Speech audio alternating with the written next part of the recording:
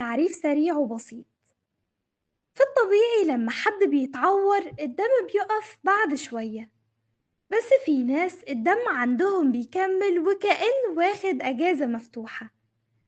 السبب مرض اسمه الهيموفيليا، وده مرض وراثي بيخلي الدم ما يتجلطش زي ما المفروض بيحصل في الشخص السليم. الهيموفيليا ليها 3 أنواع. النوع A بسبب نقص عامل التجلط الثامن، النوع B بسبب نقص عامل التجلط التاسع، اسمه كريسماس، بس للأسف ملوش شجرة. النوع C نادر جدا وسببه نقص عامل تاني اسمه ال11. يا ترى ايه هي الأعراض؟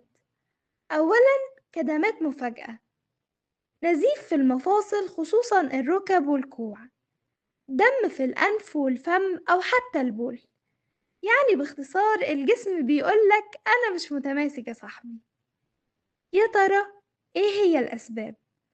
في أغلب الحالات بتكون أسباب وراثية نتيجة تغيير في جينات معينة بتتحكم في عوامل تخثر الدم، يعني وقوف نزيف الدم.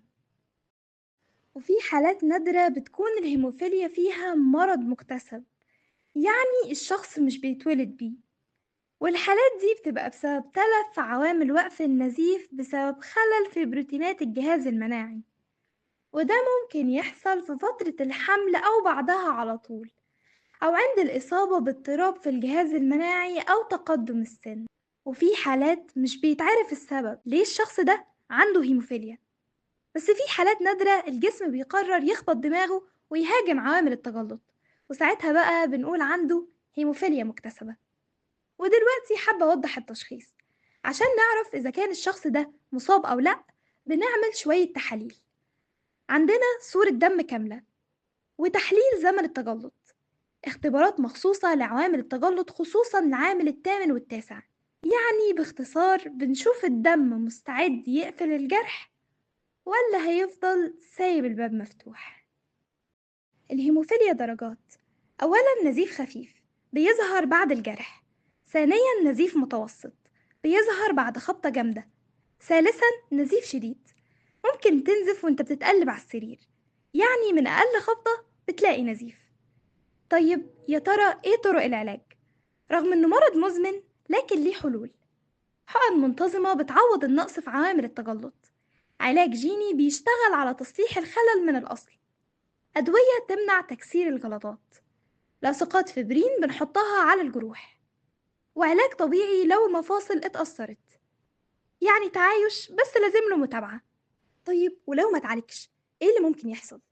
ممكن يحصل تلف في المفاصل يسبب ألم مزمن وصعوبة في الحركة، والأخطر نزيف في المخ. لو في صداع قوي، دوخة أو مشاكل في الرؤية الحق فورا.